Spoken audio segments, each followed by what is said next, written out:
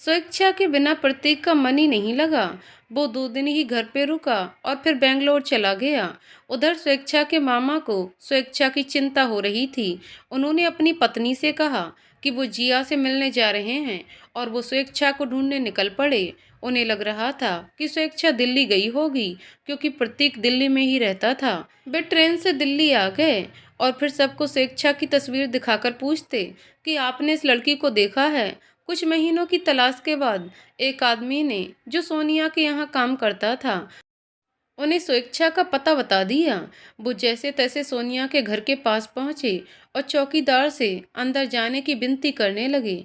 चौकीदार नहीं मान रहा था, तो उन्होंने स्वेच्छा की तस्वीर दिखाते हुए कहा, ये मेरी भांजी है, प्लीज मुझे एक बार अंदर आने दो। चौकीदार को स्वेच्छा के मामा की बात सही लगी और उसने सोनिया की माँ को फोन करके सब कुछ बता दिया। सोनिया की माँ ने उन्हें अंदर लाने के लिए बोल दिया। स्वेच्छा के मामा स्वेच्छा का नाम पुकारते हुए घर के अंदर जा रहे थे। स्वेच्छा ने ये सुन लिया। अपना पुराना नाम सुनकर वो चौंक गई, क्योंकि यहाँ तो सब उसे प्रिया ही बुलाते थे। वो भी आवाज की दिशा में बढ़ने लगी और अपने मामा को देखकर चौंक गई और उनसे गले लगकर बोली, आप यहाँ कैसे आए? उसके मामा ने उसे सब कुछ बता दिया। स्वेच्छा बोली, मैं अब घर नहीं जाऊंगी, नहीं तो मामी उस आदमी से मेरी शादी करवा देंगी। स्वेच्छा के मामा बोले, मैं तो तुमसे मिलने आया था और तुझे देखने आया था कि तू ठीक से है ना। तुझे देखे बिना मन नहीं मान रहा था। अब मुझे विश्वास हो गया कि तुम यहाँ खुश हो। अब मैं चलता हूँ। सोनिया की माँ ने जिद करके उन्हें रोक लिया और बोली कि आज रुक जाइए, कल चले जाइएगा। उन्हें रुकना पड़ा। रात को जब अजीत सहाय घर आए तो सोनिया की माँ ने उन्हें स्वेच्छा के मामा से मिलवाया। दोनों एक दूसरे को देखकर चौंक गए, पर बोले कुछ नहीं। अजीत सहाय बोले, आप एक दिन और रुक जाइए। प्रिया का आपसे बात करने का मन कर रहा होगा और उसे आपके साथ एक और दिन बिताने का मौका मिल जाएगा। स्वेच्छा के मामा बोले, ठीक है। अजीत सहाय बोले, मुझे प्रिया के बारे में आपसे कुछ बात करनी है। और फिर वो स्वेच्छा के मामा को लेकर एक कमरे में आ गए। सोनिया और उसकी माँ सोने चले गए, पर स्वेच्छा को नींद नहीं आ रही थी। वो सुनना चाहती थी कि वे दोनों क्या बात कर रहे हैं। वो उस कमरे के दरवाजे के पीछे खड़ी हो गई। स्वेच्छा के मामा सोनिया के पापा से बोले, जीजा जी, आपने शादी भी कर ली है। पता है दीदी आपका इंतजार करते करते इस दुनिया से चली गईं। आपके कारण स्वेच्छा के पिता होते हुए भी अनाथ की जिंदगी गुजार रही है। आप दीदी की मौत और स्वेच्छा की जिंदगी बर्बाद करने के जिम्मेदार हैं। भगवान आपको कभी माफ नहीं करेगा। और जब स्वेच्छा को पता चलेगा कि आप उसके पिता हैं, तो उस पर क्या गुजरेगी। अजीत सहाय बोले, मानता हूँ मैं गुनहगार हूँ, पर मेरी बात तो सुनिए। मैं पैसे कमाकर वापस आ रहा था तो मैंने देखा कि एक विधवा औरत ट्रेन के नीचे कटने जा रही थी। मैंने उसे रोका तो वो रोने लगी और बोली कि मुझे छोड़ दीजिए, मैं जीना नहीं चाहती। मैंने उसे डांटा और उससे आत्महत्या करने का कारण पूछा।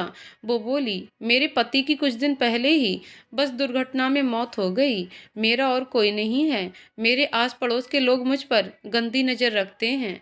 एक आदमी तो जबरदस्ती मेरे घर में घुसकर मेरे साथ। इतना कहकर वो रोने लगी और बोली कि मुझे मरने दीजिए, मैं ऐसी जिंदगी नहीं जीना चाहती। मैंने बोला, अगर कोई आपसे शादी करने के लिए तैयार हो जाए तो आप खुदकुशी नहीं कीजिएगा ना। वो बोली, नहीं करूँगी, पर मुझसे शादी कौन करेगा? आप कीजिएगा। मैंने बोला, नहीं। वो बोली, मैं जानती थी कि आप भी यही कहेंगे। कहने को तो सब कहते हैं कि शादी कर लो, पर एक विधवा से शादी करने के लिए कोई तैयार नहीं होता। आप जाइए और मुझे मरने दीजिए। मैं उस औरत को मरते हुए नहीं देख सकता था और स्वेच्छा की माँ को भी नहीं छोड़ना चाहता था। मुझे समझ ही नहीं आ रहा था कि क्या करूं। वो औरत मर जाती तो मैं अपने आप को कभी माफ़ नहीं कर पाता, और अगर मैं उसे शादी कर लेता तो आपकी दीदी को कैसे अपना चेहरा दिखाता। तभी ट्रेन बहुत नज़दीक आ गई। कैसे मैं अपनी आंखों के सामने किसी को मरते हुए देखता। इसलिए मैंने उससे शादी के लिए हाँ बोल दिया और फिर मेरी उससे शादी हो गई। मैं आपकी दीदी से क्या कहता? क्या वो मेरी मजबूरी समझती? इसलिए मैं उससे मिलने नहीं आया। मुझे लगा कि वो आप लोगों के पास रहती होगी। मैंने कई बार पार्सल से उसके नाम आपके पते पर पैसे भेजे थे। मैं उससे और अपनी बेटी दोनों से मिलना चाहता था, पर यह भी डर लगता था कि आपकी दीदी मुझसे पूछती कि आप इतने दिनों से कहाँ थे, क्या कर रहे थे, तो क्या जवाब देता? मैं क्या कहता कि मैंने दूसरी शादी कर ली? क्या वो मेरी बात मानती कि मैंने किन परिस्थितियों में उस औरत से शादी की? शादी के बाद हमें एक बेटी हुई। मैं उसे देखकर अपनी सारी पुरानी यादें भूल गया। मुझे लगने लगा कि ये दोनों ही मेरी जिंदगी हैं। मैं एक बार आपकी दीदी को देखने अपने घर गया था कि कहीं वो मेरा इंतजार करने वहाँ आती हो, पर वहाँ आने पर पता चला कि वो अब इस दुनिया में नहीं है। मुझे बहुत पछतावा हो रहा था। मैंने स्वेच्छा के बारे में पूछा तो पता चला कि वो आपके साथ रहती है। मुझे लगा कि वो वहाँ सुखी होगी। मुझे क्या पता था कि उसकी मामी उसे सिर्फ पैसे के लिए ही प्यार करती थी। जब हम लोग नहीं रहेंगे तो वो स्वेच्छा से ऐसा बर्ताव करेंगी। स्वेच्छा के मामा ने भी सोनिया के पापा को स्वेच्छा के बारे में सब कुछ बता दिया। तभी स्वेच्छा अंदर आ गई। उसे देखकर दोनों चौंक गए। स्वेच्छा बोली, मैंने सब कुछ सुन लिया है पापा। पता है, माँ की मौत पैसे ना होने के कारण दवा के अभाव में हुई थी। मुझे अब आपसे कोई शिकायत नहीं है, पर मैं माँ की मौत के लिए आपको कभी माफ़ नहीं करूँगी। आपके लिए वो अजनबी औरत ही सब कुछ थी। आपको एक बार भी ध्यान नहीं आया कि हम लोग कैसे जीते होंगे। माना कि आप पैसे भेजते थे, पर आपने ये जानने की कोशिश की कि माँ को पैसे मिलते भी होंगे या नहीं। अजीत सहाय उदास हो गए।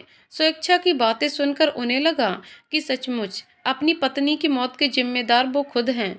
पर क्या बातों से या पछतावे से उनकी पत्नी वापस आ सकती हैं? नहीं, कभी नहीं। स्वेच्छा अब अपने मामा जी से बोली, मुझे यहाँ नहीं रहना, चाहे मेरी शादी उस अधेड़ से ही क्यों ना हो जाए। मुझे घर ले चलिए, यहाँ पे रहूंगी तो बार बार ये याद आएगा कि मेरी माँ की मौत के जिम्मेदार ये इंसान हैं। अजीत सहाय रोने लगे और बोले, मुझे माफ़ कर दो, मैं तुम्हारा और तुम्हारी माँ का गुनहगार हूँ। अगर तुम चली जाओगी तो मैं जीते जी मर जाऊंगा। स्वेच्छा के मामा ने उसे बहुत समझाया। आखिर में स्वेच्छा ने अपने पापा को माफ़ कर दिया। सोनिया के पापा फिर स्वेच्छा से बोले, कभी भी ये बात सोनिया और उसकी माँ को मत बताना, क्योंकि वो लोग ये सदमा बर्दाश्त नहीं कर पाएंगे। मैं एक बार तुम्हारी माँ को खो चुका हूँ, किसी और को खोने की हिम्मत अब मुझ में नहीं है। स्वेच्छा ने वादा किया कि वो इन सब बातों के बारे में किसी को नहीं बताएगी। अगले दिन उसके मामा चले गए। स्वेच्छा अपने पापा को सबके सामने कभी पापा नहीं कहती थी। जब घर में कोई नहीं होता तब उन्हें वो पापा बोलती। अजीत सहाय ने उसे इतना प्यार दिया कि वो अपने सारे गम भूल गई, पर वो प्रतीक को नहीं भूल पाई। वो बार बार सोचती थी कि प्रतीक भी तो दिल्ली में ही रहता है। उधर प्रतीक दिल्ली में बहुत दूर बेंगलोर में था। प्रतीक अपनी जिंदगी से बिल्कुल हार गया था। उसने अपनी जान से प्यारी स्वेच्छा को जो खो दिया था, उसे लगता था कि उसकी वजह से स्वेच्छा घर छोड़कर चली गई है। वो अगर वहाँ होता तो स्वेच्छा को कहीं जाना नहीं पड़ता। एक वही तो स्वेच्छा का सहारा था। उसने ही जब स्वेच्छा का साथ छोड़ दिया तो वो क्या करती? उसे तो घर छोड़कर जाना ही था। वो हमेशा अपने आप से कहता कि मैं बहुत स्वार्थी हूँ, मुझे स्वेच्छा का हमेशा साथ देना चाहिए था, उसे कभी अकेला नहीं छोड़ना चाहिए था। उधर स्वेच्छा को अभी भी लगता था कि प्रतीक और नैतिक दिल्ली में ही हैं। वो सोचती, काश प्रतीक मुझे मिल जाता, मैं उससे नैतिक के बारे में पूछती। एक वो ही तो था जो उसके दुख में दुखी और हर खुशी में खुश हुआ। प्रतीक ने उसे बचपन से ही दोस्त माना है और उसे दोस्त की तरह संभाला है। तभी उसे प्रतीक की वो बात याद आ गई कि तुम हमेशा अपने मामा के यहाँ थोड़े ही रहोगी। स्वेच्छा ने वो रेसिपी बुक निकाली जो प्रतीक ने उसके लिए खरीदी थी। तभी सोनिया उसके पास आ गई और बोली, आप क्या देख रही हैं? स्वेच्छा बोली, कुछ भी तो नहीं। सोनिया ने उससे बुक ले ली और बोली, वाओ, ये रेसिपी की बुक है, आज इसमें देखकर कुछ बनाइए ना। आप तो अच्छा खाना बनाती भी हैं। पता है, मैंने एक बार जिद किया था कि मैं सब्जी बनाऊंगी। सब्जी बनाने में कौन सी बड़ी बात है। मैंने बना तो लिया, पर उसमें इतनी मिर्च और नमक थी कि मैंने कान पकड़ लिया कि आज के बाद कभी भी कुछ बिना जाने नहीं बनाऊंगी। स्वेच्छा उसकी बात सुनकर हंसते हुए बोली, मैं तुम्हें सब कुछ बनाना सिखा दूंगी। तुम अभी पढ़ने जाओ, तुम्हारे एग्जाम नज़दीक हैं। तब तक मैं इस बुक से देखकर कुछ बनाती हूँ। सोनिया पढ़ने चली गई। स्वेच्छा ने बुक से देखकर एक रेसिपी बनाई। रेसिपी इतनी टेस्टी हुई थी कि सोनिया क्या, उसके मम्मी पापा भी स्वेच्छा की तारीफ करते नहीं थके।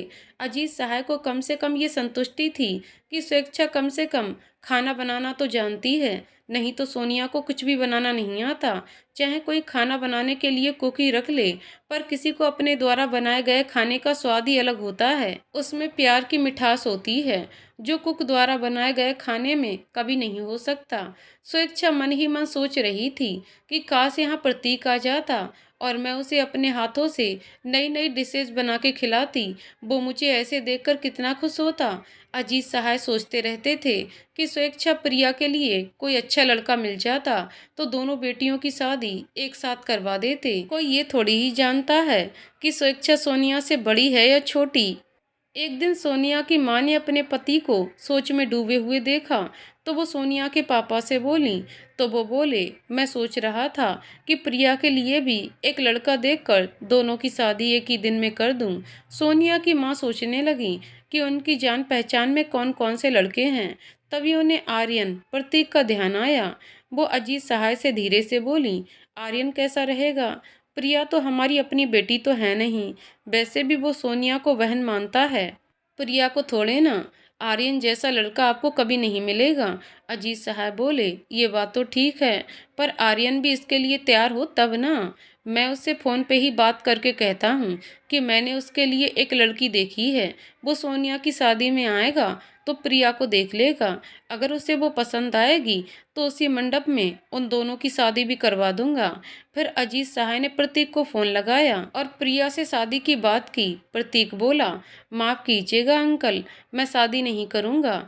मुझे उस लड़की से कोई शिकायत नहीं, पर मैं दुनिया की किसी भी लड़की से शादी नहीं करूँगा।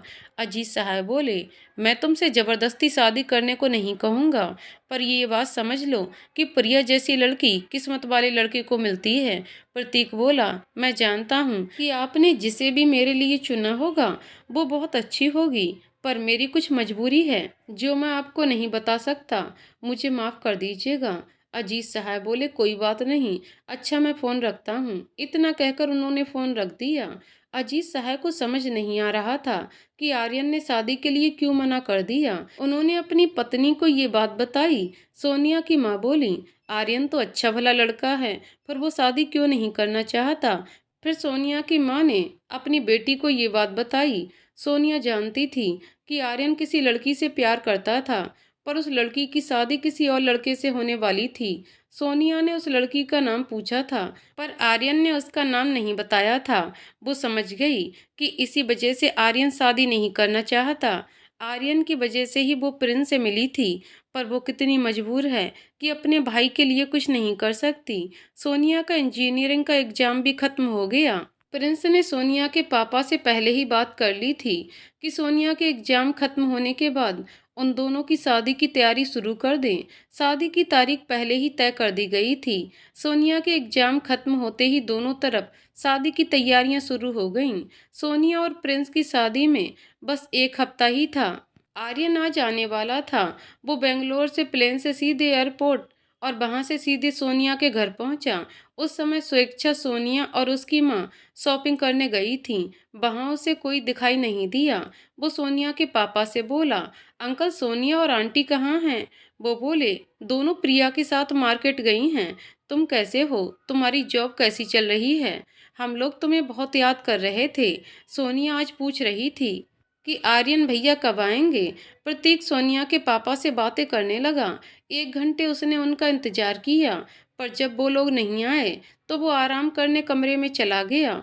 जब शाम को सोनिया, स्वेच्छा और सोनिया की माँ आई तो सोनिया के पापा बोले, आर्यन आया है, आप दोनों को ढूंढ रहा था, रुको मैं देखता हूँ क्या कर रहा है। स्वेच्छा सोचने लगी कि काश ऐसा होता कि ये आर्यन ही मेरे बचपन का दोस्त प्रतीक होता, वो मुझे यहाँ देखकर कितना खुश होता।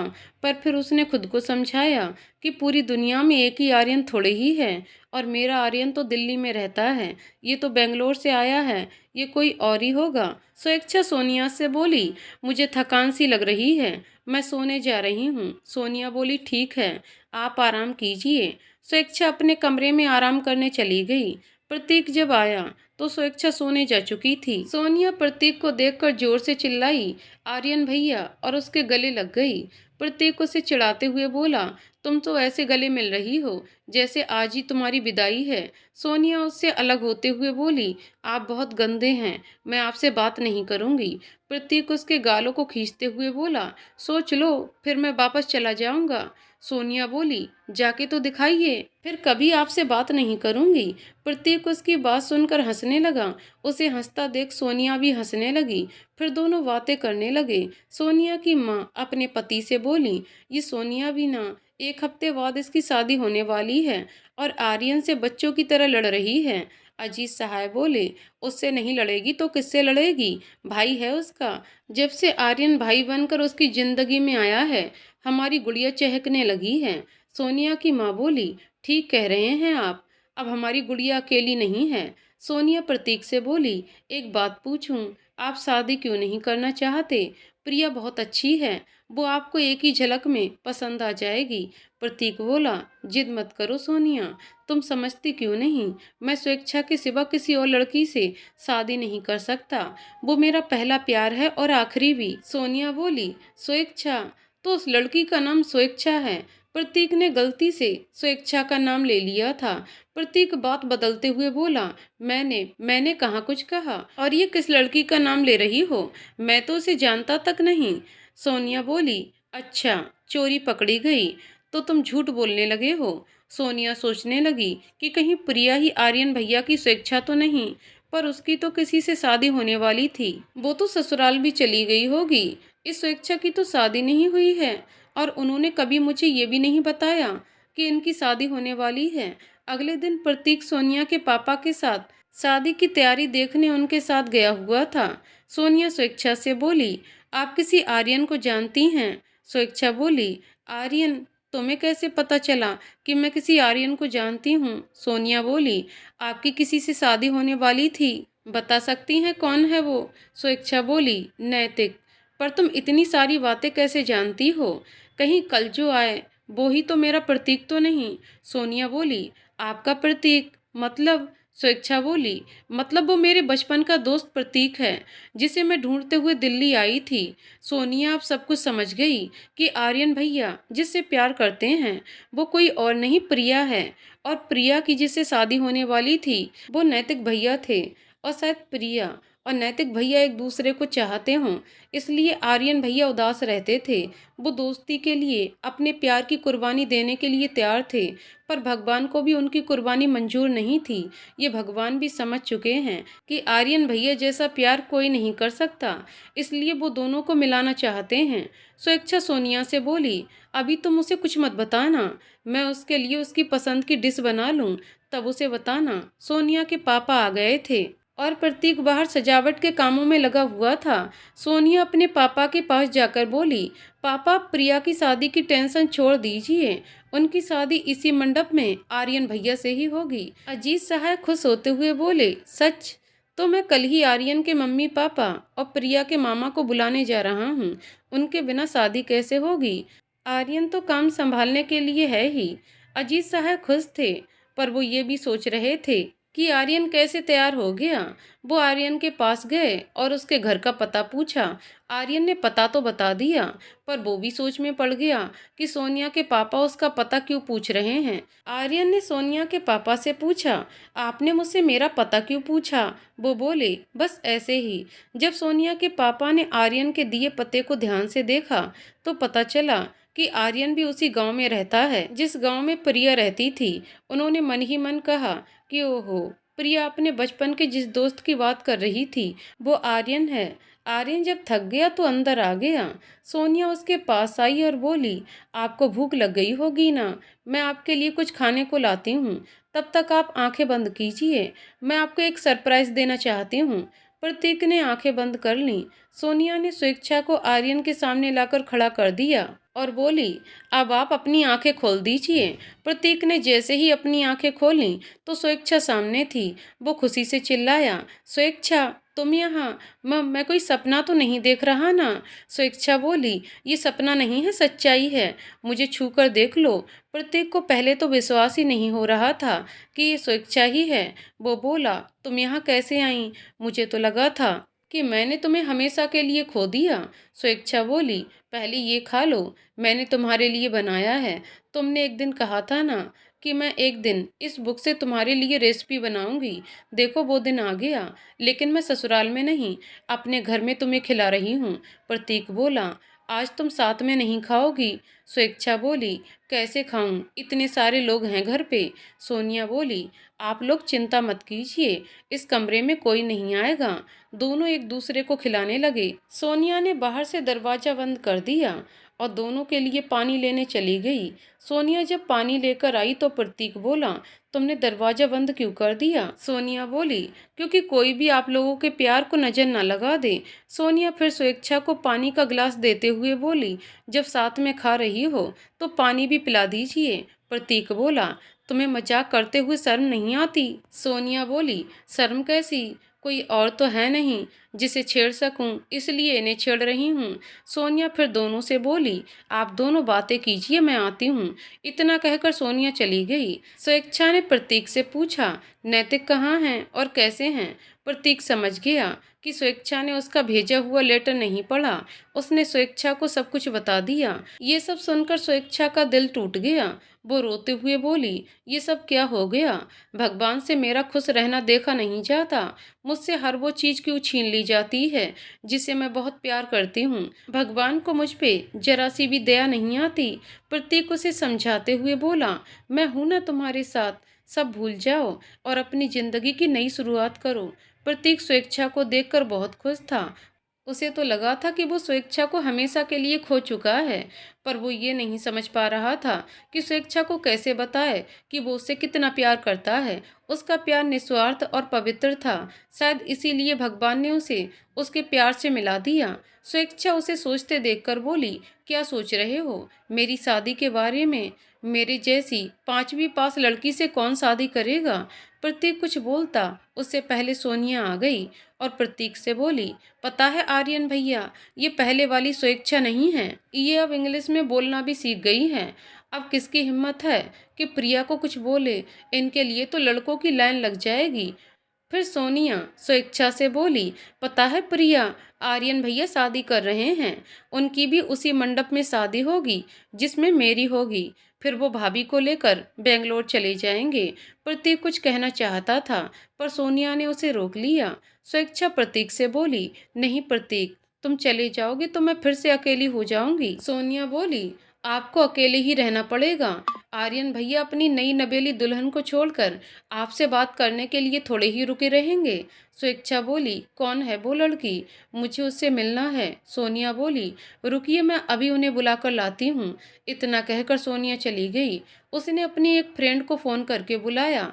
थोड़ी देर में उसकी फ्रेंड मोनिका आ गई। सोनिया मोनिका से बोली, मुझे तुम्हारी एक हेल्प चाहिए, जैसा बोलूं तुम वैसे ही करना। मोनिका तैयार हो गई। सोनिया ने उसे सब कुछ समझा दिया। स्वेच्छा प्रतीक से बोली, तुमने तो कहा था कि तुम मुझे अपनी आंखों से दूर नहीं होने दोगे, पर तुम ही मुझे छोड़कर जा रहे हो। प्रतीक को खुद समझ नहीं आ रहा था कि सोनिया कर क्या रही है, तो वो स्वेच्छा को क्या जवाब देता। वैसे ही सोनिया ने उसे चुप रहने को कहा था। सोनिया ने आते ही प्रतीक को कुछ इशारा किया और उसके कान में कुछ कहा। प्रतीक ने हामी से हिला दिया। सोनिया मोनिका के साथ कमरे के अंदर आ गई और प्रतीक से बोली, ये लड़की कौन है, यहाँ क्या कर रही है? प्रतीक चुप रहा। स्वेच्छा को गुस्सा आ गया। वो मोनिका से बोली, ये मेरे बचपन के दोस्त प्रतीक हैं, मैं इससे बात कर रही हूँ। मोनिका प्रतीक से बोली, आर्यन यहाँ से चलो। स्वेच्छा बोली, प्रतीक कहीं नहीं जाएगा, ये मेरा दोस्त है और मुझे इससे बात करना है। मोनिका बोली, ये मेरे होने वाले पति हैं, इन पर तुमसे ज़्यादा मेरा हक है। इतना कहकर वो प्रतीक को अपने साथ ले जाने लगी। स्वेच्छा प्रतीक की तरफ उम्मीद भरी नज़रों से देखने लगी, पर प्रतीक बिना कुछ बोले मोनिका के साथ जाने लगा। स्वेच्छा प्रतीक का हाथ पकड़कर बोली, प्रतीक तुम कुछ बोलते क्यों नहीं? प्रतीक बोला, ये मेरी होने वाली पत्नी है, इसे नाराज कैसे करूं? अगर ये मुझसे नाराज होकर मुझे छोड़कर चली गई तो क्या तुम मुझसे शादी करोगी? बोलो। स्वेच्छा बोली, मैं तुमसे शादी? ये तुम कैसी बातें कर रहे हो? प्रतीक बोला, बोलो, अब बोलती क्यों नहीं? स्वेच्छा चुप हो गई। मोनिका स्वेच्छा से बोली, आर्यन मेरा है, अब जाओ यहाँ से। स्वेच्छा रोते हुए वहां से चली गई। प्रतीक स्वेच्छा को रोकना चाहता था, पर सोनिया ने मना कर दिया। जब स्वेच्छा चली गई तो सोनिया अपनी दोस्त से बोली, थैंक यू मोनिका, तुमने बहुत अच्छा नाटक किया, मेरा काम हो गया। मोनिका वहां से चली गई। तब सोनिया स्वेच्छा के पास आई और बोली, क्यों रो रही हो? ये आज नहीं तो कल होना ही था। कोई भी पत्नी अपने पति को किसी दूसरे के साथ नहीं देख सकती। उसने भी ऐसा ही किया, पर तुम्हें इससे क्या? स्वेच्छा रोते हुए बोली, पर मैं प्रतीक को अपने से दूर होते हुए नहीं देख सकती। सोनिया बोली, तुम्हें आर्यन भैया से प्यार है? स्वेच्छा बोली, ये क्या बोल रही हो तुम? सोनिया बोली, ये प्यार नहीं तो और क्या है? कोई आर्यन भैया से बात करता है तो आपको बुरा लगता है। आप उन्हें खुद से दूर नहीं होने देना चाहती। अब आप कुछ नहीं कर सकती। आपके पास आर्यन भैया से दूर नहीं होने का एक ही रास्ता है। आप उनसे कह दीजिए कि आप उनसे प्यार करती हैं। इतना कहकर सोनिया चली गई। सोनिया ने अपनी बातों से स्वेच्छा को प्रतीक के बारे में सोचने के लिए मजबूर कर दिया। स्वेच्छा बार बार यही सोच रही थी, क्या सच में वो प्रतीक से प्यार करती है? उसे समझ ही नहीं आ रहा था कि क्या करे। उसने सारा फैसला अपने दिल पे छोड़ दिया। रात भर सोनिया की कई बातों से परेशान कर रही थी। रात में उसने सपना देखा कि उस लड़की की प्रतीक से शादी हो रही है। वो लड़की प्रतीक को उससे बहुत दूर ले जा रही है। स्वेच्छा सपने में ही चिल्लाई, प्रतीक, मैं तुम्हारी शादी नहीं होने दूंगी। तुम मुझसे दूर नहीं जा सकते। आई लव यू प्रतीक। सोनिया उस दिन स्वेच्छा के पास ही सोई थी, क्योंकि घर में सारे मेहमान आ गए थे और वो ये भी देखना चाहती थी कि उसकी कही बातों का स्वेच्छा पे क्या असर होता है। सोनिया स्वेच्छा को जगाकर बोली, सपने में किसे आई लव यू बोल रही है? आर्यन भैया को ना। क्यों? सामने बोलने में शर्म आती है? मैं सबको जाकर ये सारी बातें बता दूंगी, आर्यन भैया को भी। स्वेच्छा बोली, प्लीज प्रतीक को कुछ मत बताना, वो मेरे बारे में क्या सोचेगा? तुम कुछ भी करके उसकी शादी रोक लो ना। सोनिया बोली, मैं उनकी शादी रोक लूंगी, पर एक शर्त है, आपको मेरी भाभी बनना पड़ेगा और आपकी शादी भी उसी दिन होगी जिस दिन मेरी होगी। बोलिए हाँ, नहीं तो मैं आपकी कोई मदद नहीं कर सकती। स्वेच्छा थोड़ी देर सोचकर बोली, ठीक है, मैं तैयार हूँ, पर प्रतीक से जो भी कहना होगा वो तुम कहोगी। सोनिया बोली, वो सब आप मुझ पर छोड़ दीजिए, पर मैं आपको आर्यन भैया के बारे में कुछ बताना चाहती हूँ। वो एक लड़की से बेइंतहा प्यार करते थे, पर वो लड़की किसी और को चाहने लगी। वो उस लड़की की खुशी की खातिर उसकी शादी उसकी पसंद के लड़के से करने के लिए तैयार हो गए। प्यार का मतलब हमारी नज़र में पाना होता है, पर उन्होंने अपने प्यार की खुशी के लिए इतना बड़ा त्याग देकर अपने प्यार की परिभाषा ही बदल दी। पर भगवान को ये मंजूर नहीं था, और पता है आपको, वो लड़की और कोई नहीं, आप हैं। स्वेच्छा बोली, प्रतीक भी मुझसे प्यार करता है, पर उसने मुझे बताया क्यों नहीं? सोनिया बोली, वो आपको इतना प्यार करते हैं कि आपकी खुशी की खातिर खुद को भी कुर्बान कर सकते हैं। सच, आप कितनी खुशनसीब हैं कि आर्यन भैया आपको इतना प्यार करते हैं। नहीं तो कोई भी इंसान जिसे प्यार करता हो, उसकी खुशी की खातिर अपने प्यार की कुर्बानी नहीं देगा। पता है, प्रतीक भैया की शादी नहीं हो रही थी, ये सब तो नाटक था, आपसे सच उगलवाने के लिए। जिसे आप आर्यन भैया की होने वाली पत्नी समझ रही थी ना, वो मेरी दोस्त है। वो तो आर्यन भैया को जानती तक नहीं है। अगले दिन सोनिया सुबह उठते ही प्रतीक के पास आई और बोली, भैया, प्रिया ने आपसे शादी के लिए हाँ कर दी है। वो भी आपसे उतना ही प्यार करती है जितना कि आप उनसे करते हैं। बस उन्हें इस बात का एहसास नहीं था। एक और बात, नहाकर फ्रेश हो जाइए, आप दोनों के लिए शादी की शॉपिंग करनी है। प्रतीक जल्दी से फ्रेश हो गया। फिर सोनिया, प्रतीक और स्वेच्छा कार से शादी की शॉपिंग करने निकल गए। आज प्रतीक की खुशी की कोई सीमा नहीं थी। उसे अपना प्यार वापस जो मिल गया था। धीरे धीरे इम्तिहान की घड़ी बीत गई। प्रतीक के मम्मी पापा, स्वेच्छा के मामा सब आ गए। प्रिंस बारात लेकर सोनिया के घर आ गया। वो दूल्हे के सूट में ऐसा लग रहा था जैसे कि वो कोई शहजादा हो। सोनिया ने खिड़की से उसे देखा और खुद पर नाज करने लगी। एक तरफ स्वेच्छा को सजाया जा रहा था, दूसरी तरफ सोनिया को। प्रतीक भी बहुत अच्छा लग रहा था और उसकी मुस्कुराहट उसको और आकर्षक बना रही थी। प्रिंस और प्रतीक दूल्हे बने अपनी अपनी दुल्हनों का इंतजार कर रहे थे। स्वेच्छा और सोनिया जब सज धज कर दुल्हन बन के आईं तो उन्हें देखकर ऐसा लग रहा था कि स्वर्ग से दो अप्सराएं उतरी हों। दोनों अपने दूल्हों के साथ मंडप में बैठ गईं। प्रतीक स्वेच्छा को कनखियों से देख रहा था और स्वेच्छा प्रतीक को। सोनिया और प्रिंस भी एक दूसरे को सबकी नज़र बचाकर देख रहे थे। फिर पंडित जी ने स्वेच्छा का हाथ प्रतीक के हाथ में और सोनिया का हाथ प्रिंस के हाथ में दे दिया। दोनों जोड़ियों ने अग्नि के साथ फेरे लिए और हमेशा के लिए एक दूसरे के हो गए। फिर दोनों दुल्हनों की विदाई हो गई। सोनिया प्रिंस के साथ उसके घर चली गई और स्वेच्छा प्रतीक के साथ बेंगलोर। प्रतीक स्वेच्छा को प्यार से परी कहता था। वो परी ही तो थी जिसने प्रतीक की जिंदगी ही बदल दी। 3 साल बाद 2 साल का साहिल आंगन में मम्मा मम्मा पुकार रहा था। तभी स्वेच्छा और प्रतीक आए और दोनों ने एक साथ उसे गोद में उठा लिया। साहिल दोनों को मुस्कुराकर देख रहा था। स्वेच्छा और प्रतीक भी उसे देखकर मुस्कुरा दिए। तो दोस्तों, कहानी यहीं पर समाप्त होती है। दोस्तों, आपको कहानी कैसी लगी कमेंट करके जरूर बताइएगा। कहानी पसंद आई हो तो वीडियो को लाइक शेयर करें और चैनल को सब्सक्राइब करें। कहानी को पूरा सुनने के लिए बहुत बहुत धन्यवाद दोस्तों।